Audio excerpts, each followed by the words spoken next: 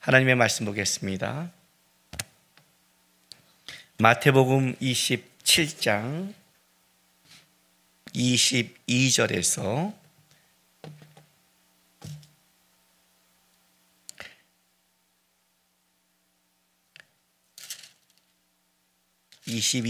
31절까지 한 절씩 교도하겠습니다. 빌라도가 이르되 그러면 그리스도 하는 예수를 내가 어떻게 하랴? 그들이 다 이르되 십자가에 못 박혀야 하겠나이다.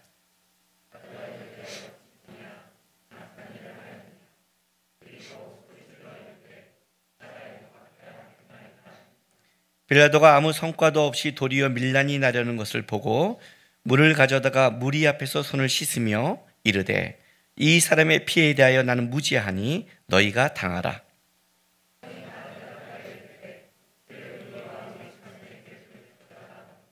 이에 바라바는 그들에게 놓아주고 예수는 채찍질하고 십자가에 못 박혀 넘겨주니라.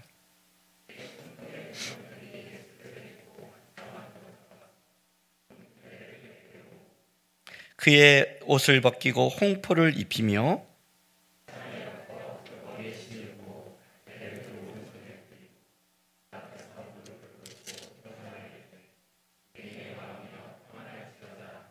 그에게 침 뱉고 갈대를 빼앗아 그의 머리를 치더라.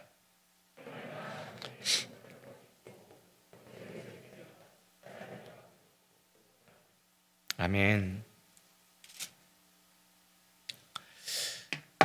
진리가 무엇이냐라는 이 빌라도가 예수님께 갖고 있는 의문, 그리고 헤롯의 질문, 세상의 선택을 우리는 쭉 봤습니다. 이 과정을 보면서 한 가지 우리가 깨달을 수 있는 것은 세상이 진리에 대해서 관심이 없다는 겁니다. 진리에 대해서 말은 하고 생각은 하지만 세상은 진리에 대해서 포장만 할 뿐 관심을 갖고 있지 않습니다. 왜냐하면 진리를 알 수도 없고 진리를 추구하지도 않기 때문에 그렇습니다. 세상이 진짜 갖고 있는 것은 힘의 논리입니다. 오늘도 좀 이따 보면 빌라도는 힘의 논리를 쫓는 사람이지 진리를 쫓지 않는 사람인 것을 그 스스로가 밝히고 있습니다. 이제 지금부터 우리는 뭘 볼 거냐면 이제 세상이 진짜 진리에 대한 예수님을 어떻게 그들이 판단했는지를 이제 보는 겁니다. 그들은 진리를 못 받기를 원했습니다. 이것은 여러분 굉장히 중요한 건데, 여러분이 성경을 볼 때 2000년 전에 있는 예수님께서 당하신 이 사건을 그냥 드라마의 어떤 내용에 관망하듯이 보면 안 됩니다. 왜냐하면 이건 드라마가 아니라 역사고, 이 역사는 단순히 2000년에 끝난 역사가 아닌 예수님이 진리의 왕으로 오실 그때까지 이 땅을 살아가는 모든 그리스도인이 겪어야 될 믿음의 신앙의 역사입니다. 세상이 진리를 어떻게 대하는가? 우리끼리, 인간끼리 얘기할 때는 우리는 인간은 허물이 있잖아요. 허물이 있으니까 아무리 우리가 진리를 얘기도 허물을 끄집어내면, 이렇게 긁어내버리면 그 사람이 부족함 때문에 진리에 대해서 말할 자격을 잃지만 적어도 예수님에 대해서는 흠이 없으신 분이고 진리의 자격이 있는 분이잖아요. 완전한 분이 이 땅에 오셔서 살아갔는데 그 진리에 대해서 세상이 이렇게 대했다는 것은 세상은 진리를 어떻게 대하는가를 볼 것이고, 이것은 믿음의 사람이 살아가는 세상 속에 진리를 추구하는 사람들의 삶 속에 세상이 어떻게 계속해서 대하고 있는가를 보는 겁니다. 종교다원주의도 그런 거 하나지 않습니까? 여러분, 종교다원주의라는 건 진리를 추구하지 않는 겁니다. 진리는 배타성을 갖고 있다고 그랬잖아요. 이게 진리하는 순간 다른 건 아니라는 배타성을 갖고 있는데 서로가 너가 진리야, 너가 진리야, 너가 진리야 하는 게 어떻게 진리예요? 더 중요한 것은 종교다원주의를 얘기하는 사람은 뻥을 치고 있고 사기를 치고 있는 거죠. 왜? 자기가 모든 것이 진리라는 것은 모든 걸 가본 사람만이 말할 자격이 있는 겁니다. 내가 여기도 갔고 여기도 갔고 이 나라도 가봤는데 모든 게 그런 게 있어. 이것은 말이 되지만 내가 한 나라밖에 안 가봤는데 모든 나라에 그게 있어. 이렇게 말하는 것은 그건 말할 자격이 안 되는 겁니다. 어떤 사람도 모든 길을 가보지 않았습니다. 기독교만이 어떤 면에서는 진리를 추구한다는 겁니다. 그럼 이렇게 말하잖아요. 너희도 다른 데를 안 가봤는데 어떻게 해서 그렇게 말할 수 있어? 이렇게 말하지만 그거는 그들의 논리가 맞지만 저도 기독교는 우리가 간 길은 진리야라는 진리를 추구하고 있는 거예요. 다른 종교가 만약에 자기가 진리를 추구했다면 우리도 진리하는 배타성의 싸움이 벌어져서 누가 진리냐에 이제 그 논중으로 가야 되는데, 그러면 자기가 자신 없으면 어떤 일이 벌어져요? 함께 인정하잖아요. 근데 사실은 깊게 들어가면 그게 아니라 선을 추구하고 인간을 살아가지만 인간 중심에서 인간이 좋게 가자, 인간끼리 싸우지 말자, 그 논리가 깊게 있는 게 종교다운주의라는 거예요. 다른 말로 할게요. 진리를 추구하지 않는다. 우리가 살아가는 세상이고 앞으로 살아갈 세상 속이에요. 그래서 우리 이제 이 십자가의 길을 볼 때 앞으로 좀 불편할 겁니다. 왜냐하면 일단은 우리는 진리의 쪽에 하나님의 은혜로 들어왔지만 본질상 반대편에 가깝고 익숙한 사람이라는 거죠. 우리는. 그래서 이제 이 십자가의 길을 계속해서 오늘 십자가의 길 첫 번째, 두 번째, 세 번째 계속해서 볼 겁니다. 오늘은 회피와 분노. 도대체 십자가의 길, 다른 말로 한다면 예수님이 십자가를 지고 올라가셔서 죽으셨어, 이렇게 간단하게 말하지 말고 그가 이 땅에 오셔서 하나님이 원하는 진리를 추구하고 완성시키는 그 길에, 그 십자가의 길에 과연 그 길 속에 있는 수많은 사람들은 진리에 대해 어떤 모습을 보이고 있는가를 보셔야 되는 겁니다. 그리고 그 모습 중에 하나가 우리의 모습이 있는 겁니다. 그리고 좀 더 나가면 이제 십자가 길이 끝났다는 순간 이제 십자가상의 가상칠언이 일곱 개가 쭉 지날 텐데, 그러면 이제 말씀 한마디 한마디에 우리가 이렇게 뼈가 저릴 때가 있을 겁니다. 그럼 여러분이 답답하잖아요. 그런데 이걸 보면서 이렇게 하셔야 돼요. 그 답답함과 더불어 우리가 은혜를 입었구나. 은혜를 입었구나. 우리가 세상 사람과 똑같이 진리의 반대편에 서는 자들이 아니라 그래도 그 진리를, 예수를 고백할 수 있는 은혜를 입었구나를 보면서 예수를 놓치면 우리도 순간 이들처럼 십자가 길의 반대편에 설 수 있다는 것을 순간이라도 깨닫고, 하나님, 내가 이 주님이 가신 길을 제대로 보기 원합니다 하는 마음으로 여러분은 말씀을 따라가야 되고 주님을 따라가야 된다는 겁니다. 오늘 그 첫 번째는 어떻게 시작하느냐? 빌라도와 로마 군병들의 희롱과 모욕 속에서 시작되는 겁니다. 사내들인 공의에서 예수님을 고발했습니다. 빌라도 앞에 고발했습니다. 빌라도 앞에 고발했다는 건 단순하게 로마의 권력을 끌고 왔다를 넘어선 겁니다. 왜냐하면 스데반이 설교했을 때 사내들이 공의는 로마의 권력에 데려가지 않고도 스데반을 죽였습니다. 자기네 종교적인 문제 속에서의 그 정도의 죽이는 것은 어떻게 되는 거예요? 로마도 허용한 겁니다. 그래서 빌라도가 뭐라고 그래요? 너희 법대로 해라. 우리는 죽일 권리가 없습니다. 아니죠. 죽인 적이 있는데 왜 없어요? 있는데. 그보다 더 깊은 정치적 수가 있었던 거죠. 뭐예요?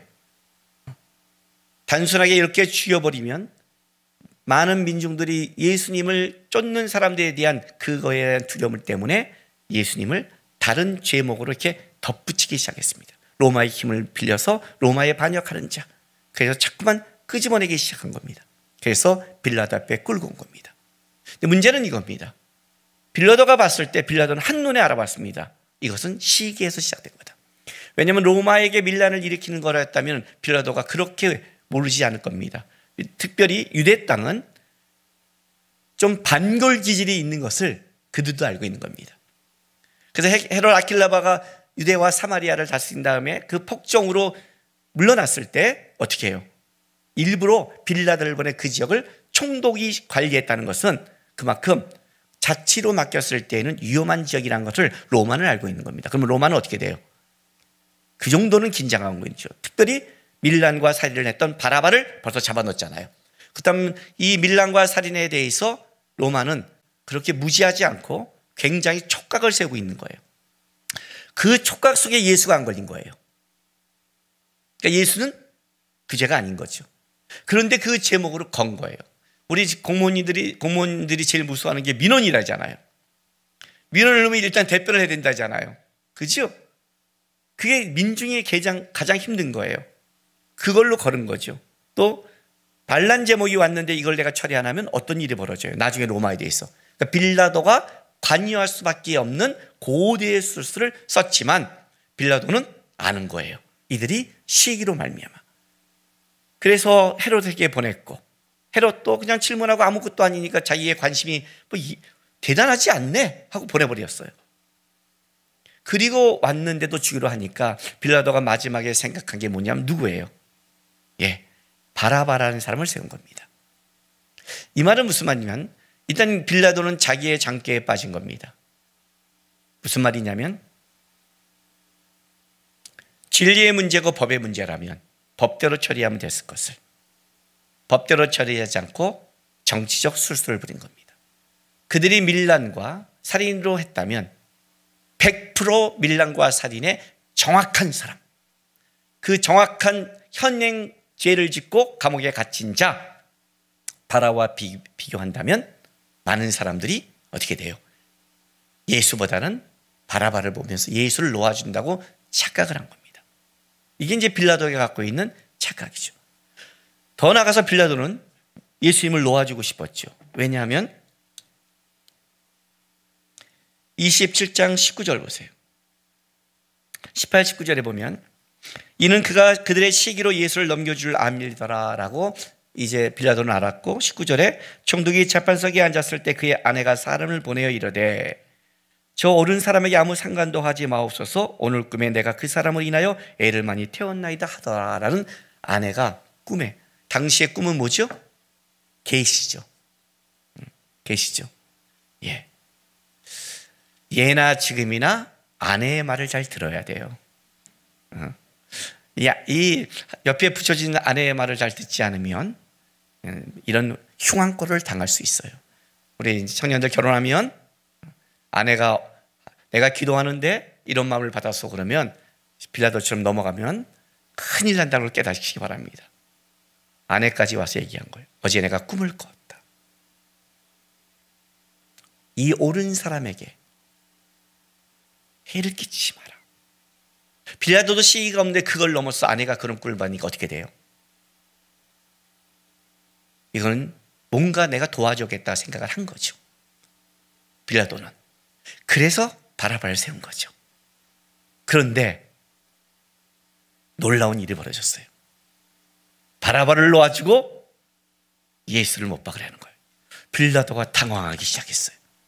오늘 본문 보세요. 자, 22절 보세요. 바라바도 쏘이다 했더니 22절에 빌라도가 이렇게 말합니다. 그리스도 하는 예수를 내가 어떻게 하랴? 그들이 다 이르되 십자가에 못 박혀야 하겠니이다. 빌라도가 이르되 어찌미냐 무슨 악한 일을 하였느냐? 그들이 더욱 소리질러 이르되 십자가에 못 박혀야 하겠나이다 하는지라. 빌라도가 아무 성과도 없이 도리어 밀란이 나려는 것을 보고 물을 가져다가 무리 앞에 손을 씻으며 이르되 이 사람의 피에 대하여 나는 무지하니 너희가 당하라. 백성이 다 대답해 이르되 그 피를 우리와 우리 자손에게 돌릴지어다 하거늘 라고 이제 오늘 본문이 흘러가고 있는 겁니다. 일단 우리가 이 앞에서 봐야 될 게 있습니다. 빌라도가 황당한 겁니다. 왜 그런지 아세요? 시기로 넘어온 건 알겠어요. 시기로 넘어왔다는 건 이런 거겠죠. 자기들 안에 뭔가 이해관계가 부닥쳤을 것이다. 여러분 우리가 어떤 일이 부닥치면 일단 상식적인 선에서 이렇게 말해요. 야 100% 잘못한 사람이 어디 있니? 이렇게 해요. 이게 부닥쳐야 소리라는 거야. 근데 그렇지 않을 때도 있거든요. 자동차 가다 보세요 여러분. 몰래 탁 쳐갖고 거는 사기친 사람 많잖아요. 요즘에 지나가다가 묻지마 폭행 100% 잘못했잖아요. 사실 그게 있는데 근데 우리는 그렇지 않거든요. 일단 이게 더 많으니까 상식적으로 많으니까 상식을 가져오는 거예요. 자기네 안에 뭔가 기득권 싸움이 있었겠지. 자기네 안에 뭔가 있었겠지. 빌라도는 여기에 참여하고 싶지 않은 거예요. 너희 안에 무슨 문제가 있어. 그거는 채찍질해서 내보내면 되잖아. 그 정도면 분노가 풀리지 않겠니? 이게 빌라도의 법적 판결인 거예요. 근데 이거 죽여? 아니 분노하지 말고 화내지 말고 도대체 죽일 정도의 죄가 뭐야? 그렇죠? 그럼 어떻게 나와야 돼요? 죽일 정도의 죄의 실제가 나와야 될 거 아니에요. 실제는 없는데 뭐가요? 목소리가 커요. 실체가 없으면 목소리가 커지는 거예요. 증거가 분명한 사람은 이렇게 말을 해요. 제가 증거를 제출했습니다. 이렇게 말하는 거예요. 그 증거가 모든 것을 드러내니까. 실체가 없을 때는 모함이 많아져요. 실체가 없고 말이 많을 때는 깨어 있어야 되는 거예요. 똑같아요. 그러니까 여러분, 사단이 예수님을 대하는 방법을 보면 사단이 운행하는 방법을 배워요. 사단이 운행하는 방법은 세상이 운행하는 방법이에요. 그 방법을 쓰는 거예요. 실체가 없어요. 그런데 중요한 게 있어요. 여러분, 우리가 본문을 보면 빌라도는 좀 억울하지 않겠어요? 빌라도는 노력했잖아요. 그렇죠? 황당한 거예요. 그러니까 빌라도가 너무나 이들이 도리어 밀란이 날까, 그러니까 밀란이 나는 걸 두려워했거든요. 밀란이 나는 순간 어떤 일이 벌어져요? 여러분, 군대에서 왜 어떤 문제가 벌어질 때 덮는 줄 아세요? 그게 상관의 승진과 연결되기 때문에 그래요. 군대에서 문제를 일으킨 상관은 벌점이 들어가잖아요. 이것 때문에 그런 거예요, 사실은요. 이것 때문에. 총독으로 있는 그것에 밀란이 나면 빌라도는 로마에 대해서 어떻게 찍히는 거잖아요. 제일 무서운 게 이 부분이란 말이에요, 실제로는. 도리어. 빌라도는 힘을 쫓는 사람이니까. 세상을 쫓는 사람이니까. 예수님의 방법이 이해 못하니까. 그런 예수님을 볼 때 이렇게 봤을 거예요. 좀 이상한 사람이죠. 아니, 이렇게 고발하고 나는 놓아줄 마음인데 왜 자기를 적극적으로 변호 안 해? 좀 이상한 사람이지만 자기가 볼 때 이런 사람이 밀란을 일으킨 사람은 아니에요. 얼마나 수많은 사람을 대했는데 밀란을 일으킨 사람은 벌써 어떻게 돼요? 바라바처럼 세야 돼요. 근데 이분은 와서 그냥 몸도 야리야리한 게, 응? 맨날 금식하고 기도하셨으니 야리야리한 분이 물어보면 나의 나라는 이 땅에 속한 게 아니요 하늘에 있느니 내 영이 오면 너희들은 죽을 건데, 야, 누가 이걸 쫓아? 뭐 이게 밀란이나. 이건 누가 봐도 밀란을 일으킨 사람은 아니지. 이게 빌라도의 마음이잖아요. 근데 소문을 들어보면 오히려 나쁜 것보다 많은 사람을 도왔고 옳은 일이 더 많은 사람이잖아요. 죽일 죄는 아니잖아요.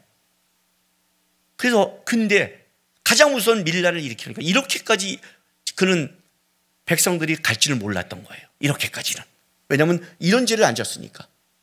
여기서 빌라도는 더 이상 했다가는 안 될 것 같으니 손을 떼었어요. 떼는데 어떻게 떼냐면 이 사람에 대하여 나는 무지하니 너희가 당하라고 어떻게 손을 딱 씻는 걸 떼었어요.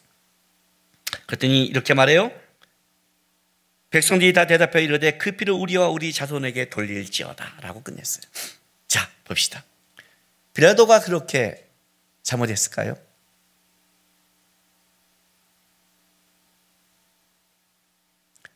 사도신경에는 이렇게 고백합니다. 빌라도에게 고난을 받으사.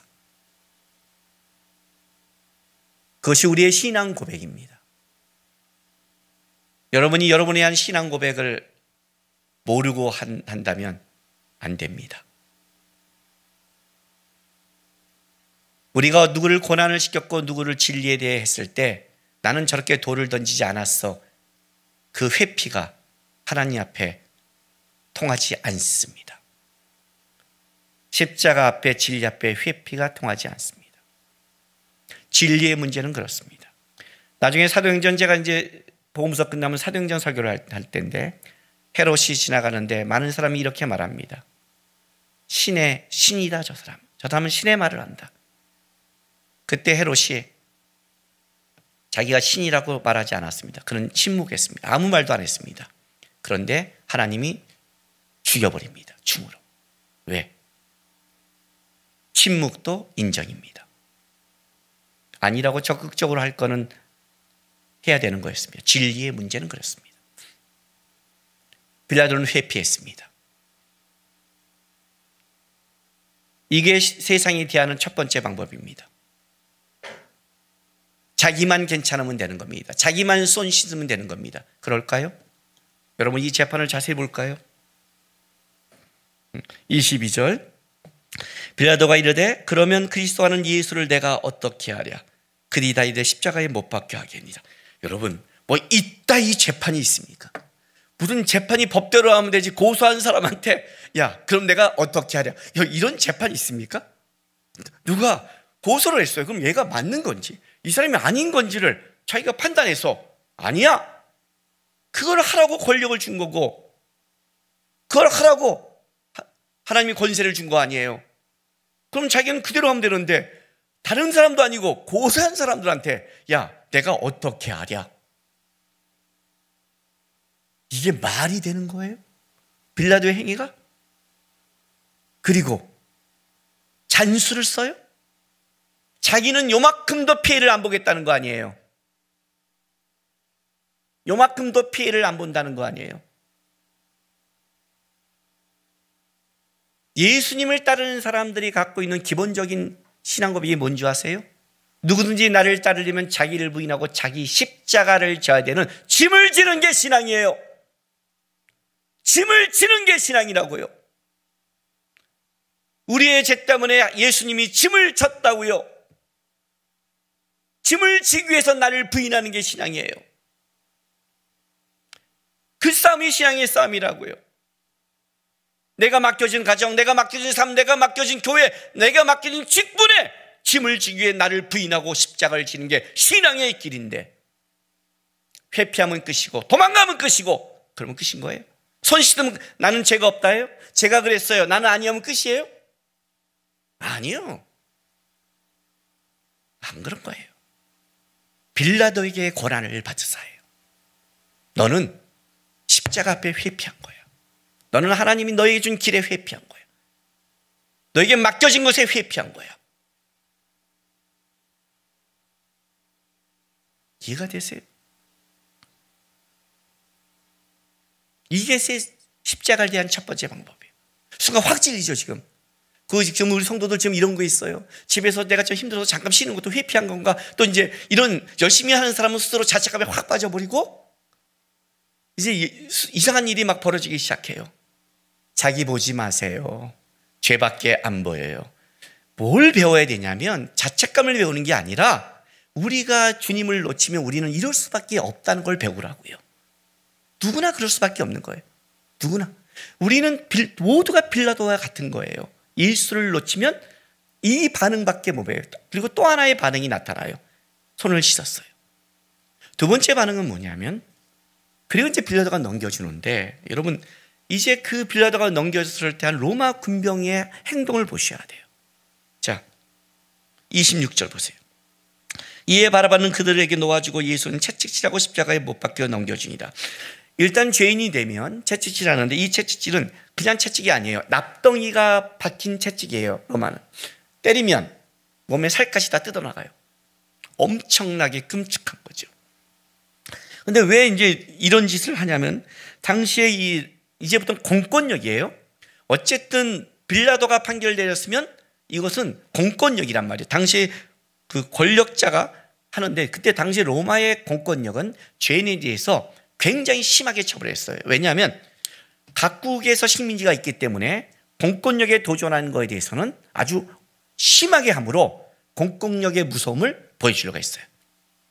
물론 예수님은 죄인은 아니었지만 공권력으로 어쨌든 죄인이 돼버렸어요. 이런 군병들이 대하는 거죠. 채찍질했어요.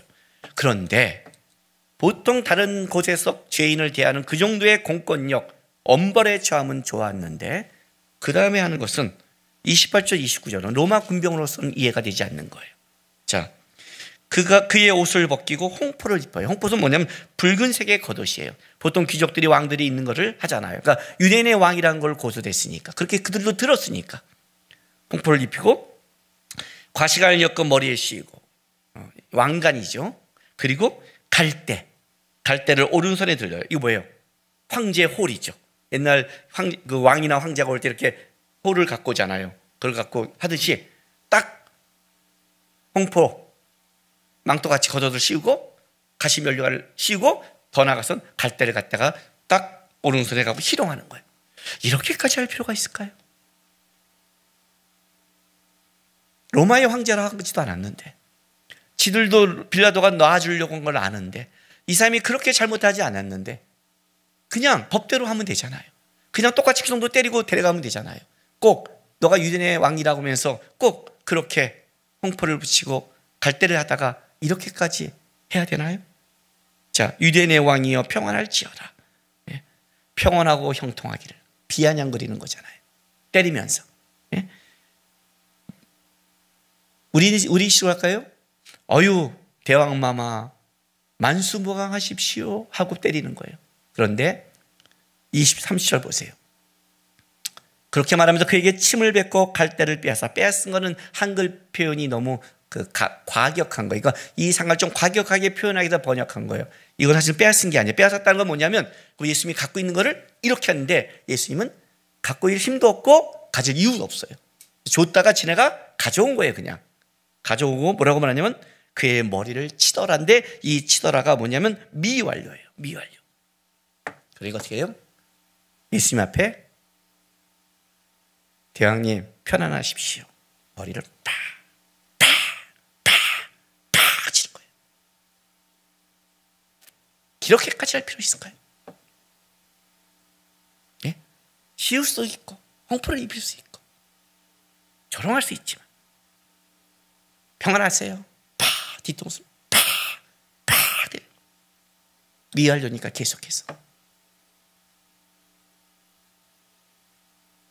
희롱을 당하는 홍포를 벗기고 다시 그의 옷을 입힌 것은 예의적인 거예요. 죄수는 그냥 끌고 가는데 그러나 이것은 시편의 말씀을 성취된 거예요. 시편 22편 18절에 그가 나의 겉옷을 벗기고 속옷을 나눈다는 그 말씀을 성취시킨 하나님의 말씀이 성취되는 거예요. 그래서 옷을 십자가에 못 박으로 끌고 간다. 소와 나귀를 끌듯이 나가는 장면이에요. 자, 왜 이렇게 할까요? 더 무서운 것은 이 말씀이에요. 이 말씀 25절 말씀이에요. 십자가에 못 박아야 하겠나이다. 십자가에 못 박아야 하겠나이다 하다가 빌라도가 뭐라 하냐면 손을 씻으면서 나는 무죄하니 너희가 당하라 했더니 이들이 이렇게 말해요. 그 피를 우리와 우리 자손에게 돌릴지어다. 미친 거 아니에요? 미친 거 아니에요? 죄가 뭐냐? 죄가 없잖아요. 죄가 드러나지 않는데 그거를 자기와 자기 자손에게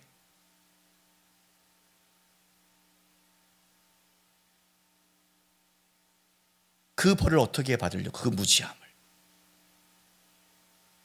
자기 자손까지 끌고 들어와요.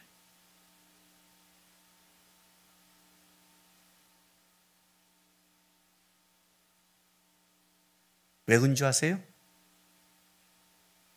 진리의 앞에 서면 우리의 반응은 두 가지가 나와요. 회피와 분노예요. 왜 분노한 줄 알아요? 그래야 자기가 정당화되니까.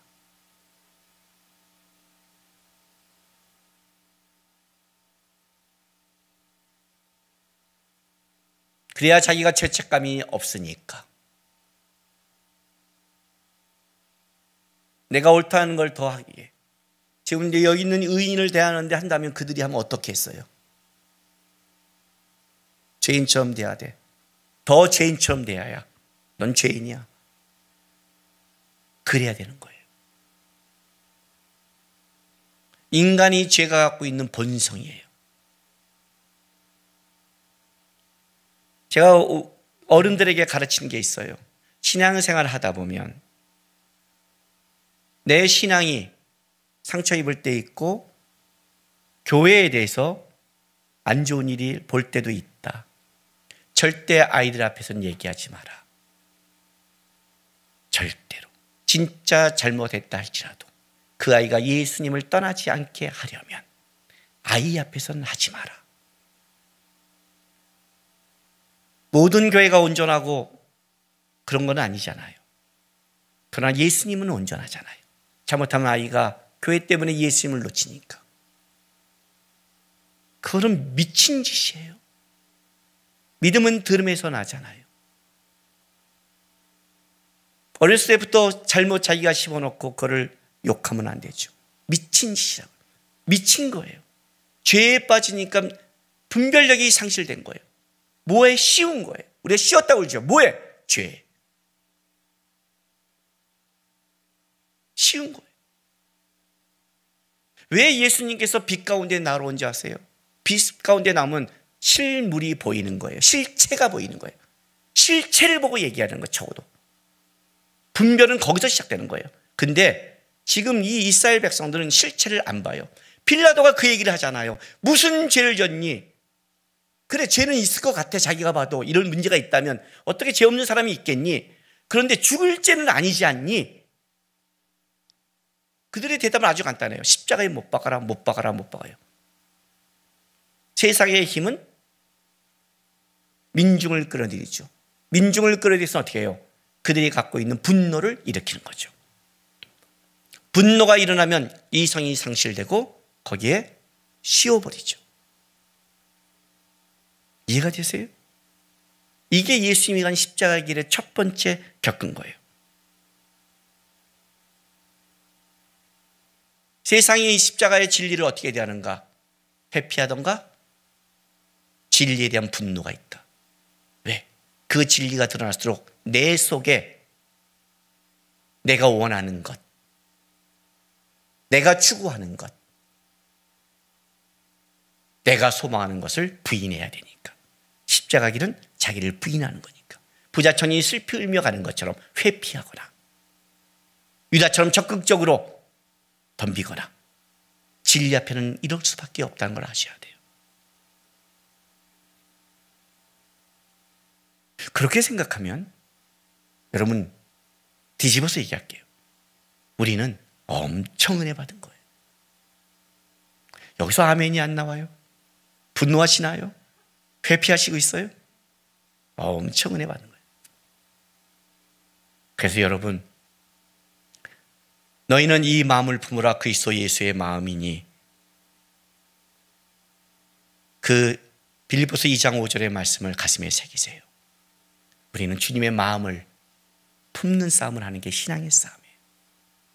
하나님, 내가 마음이 시니컬해지지 않는지, 회피하면 그렇게 되거든요. 그래, 됐어. 이러지 않는지, 내가 분노하지 않는지, 내 마음이 못되지 않는지 보게 해주십시오. 화낼 수 있습니다, 여러분. 화내는 것과 분노는 다릅니다. 너가 분을 품어도 하루를 넘기지 말랍니다. 이해가 돼요? 우리는 감정이니까 화낼 수 있어요. 그걸 갖고 죄책감을 느낄 필요는 없어요. 근데 그걸 끌어가기 시작하면 이렇게 씌워지는 겁니다. 품기 시작하면 안 돼요. 주님, 내가 이 마음이 있습니다. 내가 이 감정이 다스리지 않습니다. 내가 마음이 포기하고 싶습니다. 그걸 점검하는 거예요. 그걸 어떻게 한다? 주님이 십자가 길을 가듯이, 주님, 저도 그 길을, 주님이 간 그 길을 배울 수 있게 도와주십시오. 따라가게 도와주십시오. 오늘 마지막 우리 찬양할 때 매일 마주하는 슬픔을, 내가 그 가사, 그 구절이 너무 좋다. 우리 손정 예비님들 얘기한 적이 있어요. 너무 좋아요. 우리 인생은 매일 마주하는 슬픔을 겪는 거예요. 근데 거기서 주 예수의 마음을 닮아가는 게 신앙이에요. 그 주 예수의 마음을 닮아가지 않으면 매일 마주하는 슬픔 속에 우리는 회피하고 무너지거나 분노할 수밖에 없는 세상의 똑같은 사람으로 쓸려갈 수밖에 없다는 걸 기억하시고, 주님이 그러지 않게 우리를 만나시고 은혜 베푼 것, 아무 흠모할 모양도 없이 이 땅에 오셔서 우리는 각기 제 갈 길로 가나. 이사야 53장 1절, 오늘 제가 예배 부름 속에 그래서 이 말씀을 갖고 하는 거예요. 각기 제 갈 길로 갔던 우리를 주님 앞에 세웠다는 걸 기억하면서, 주님 감사합니다. 감사합니다. 매일 맞이하는 슬픔 속에 회피와 분노가 아닌 주님의 마음을 닮아가는 신앙인 되게 해달라고 고백하며 십자가의 길을 따라가는 성도 되기를 부탁드립니다. 기도합시다. 이 시간 우리 좀 감사 기도했으면 좋겠습니다. 십자가를 볼 때 주님 불편하지만 예수 안에서 그것을 넘어서는 은혜를 입었기에 감사합니다. 우리는 불편을 넘어섰습니다. 우리는 달려갈 수 있는, 주님과 동행할 수 있는, 주님을 붙잡을 수 있는, 주의 은혜를 맛볼 수 있는 자녀가 됐습니다. 주님 바라보면서 주님 마음 배워가면서 회피하거나 분노가 아닌 주의 마음을 배워가는 성도되게 도와달라고 이 시간 다 같이 기도하며 나가겠습니다. 기도하겠습니다. 거룩하신 아버지 하나님 감사합니다.